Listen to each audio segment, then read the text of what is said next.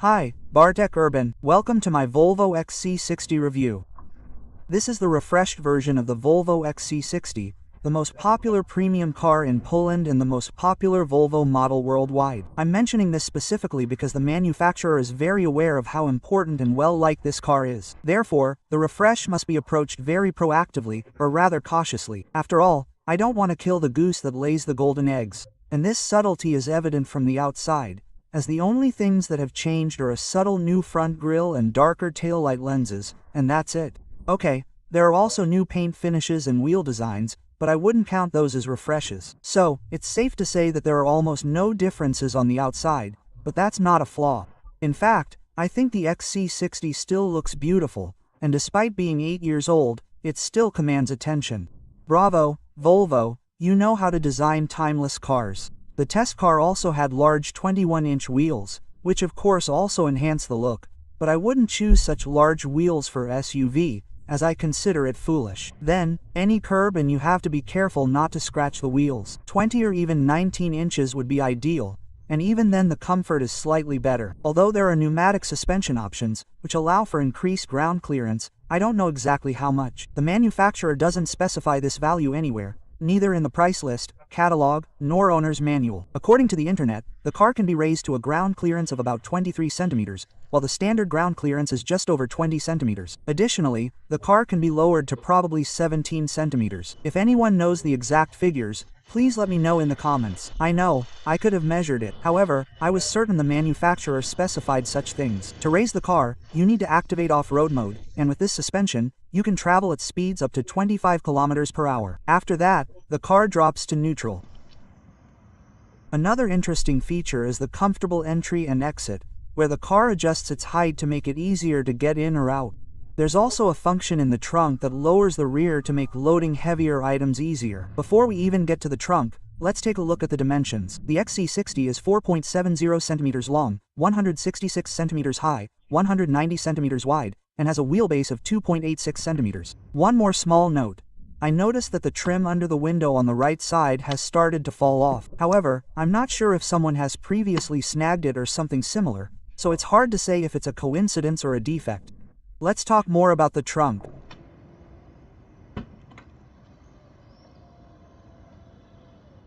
The trunk capacity is 483 liters to the window line or 613 liters to the roof line. The trunk is adjustable, with no protrusions, and there's a second floor under the floor, which can be removed. Then, under the floor, you'll find the battery, components for the mild hybrid, and the aforementioned air suspension. There's also space for a repair kit. I also found a hook for shopping in the trunk, as well as a storage compartment and a cigarette lighter socket. The rear seatbacks can, of course, be folded down, but we do this from the car.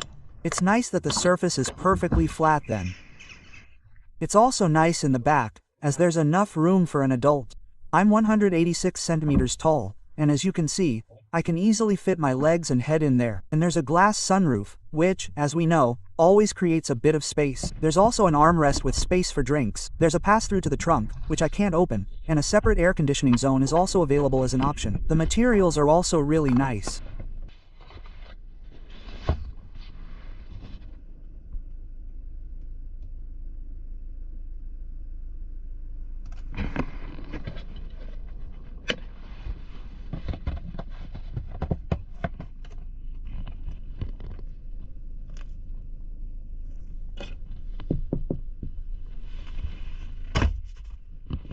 Although the most pleasant is in the front, where we're greeted by great-looking and super comfortable seats. Seriously, driving in these seats is pure pleasure. That's a big plus, as is the ease of adjusting the comfortable position in the position itself, where, as is typical in Suzuka, we sit a bit higher. Very nice.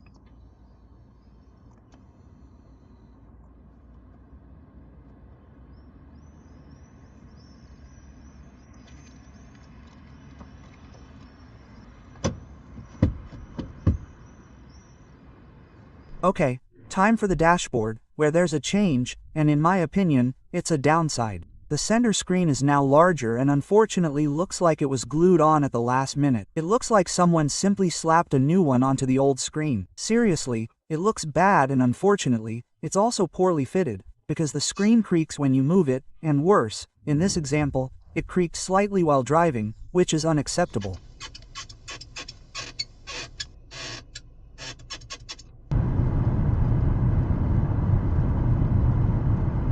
Other than that, there are no changes here. It's the exact same system as before the facelift, based on Android, and it's a system that's constantly evolving.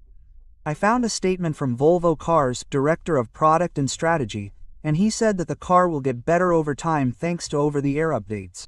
And I read that in two ways. It's great that it's getting better, but couldn't it have been made the best possible from the start? Unfortunately, software issues persist. For example, one day I had problems with the audio you now have on the screen.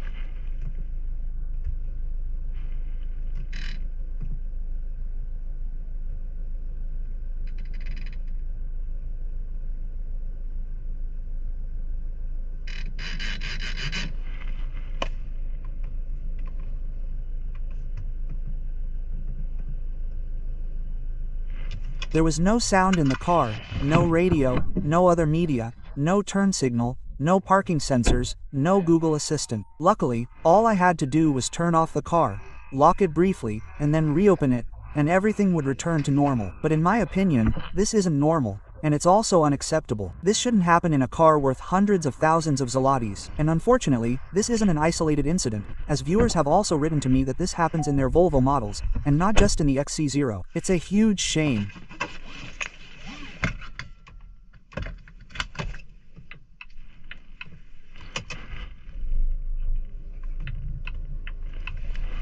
It's also a shame that the temperature is controlled via a tablet. Fortunately, the tablet itself and the screen itself work very efficiently and quickly, although some functions, especially departures, are still too hidden. It's also a shame that the digital clocks are still so underdeveloped, as they only have two views. You can either have the map in the center or nothing at all. For example, you can't permanently enable average or instantaneous fuel consumption, or you can't enable the car temperature. I couldn't find the latter anywhere, which is a shame.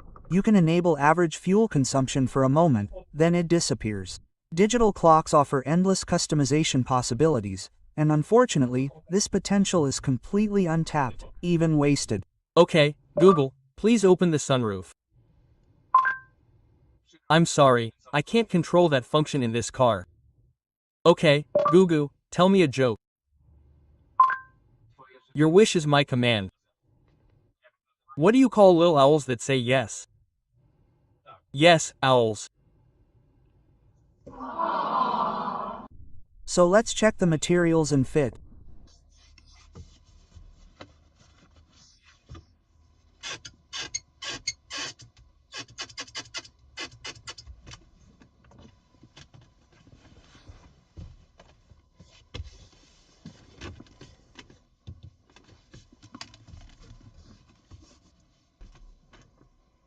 If it weren't for that creaky screen, it would be really good. The materials are excellent, and so is the rest of the fit.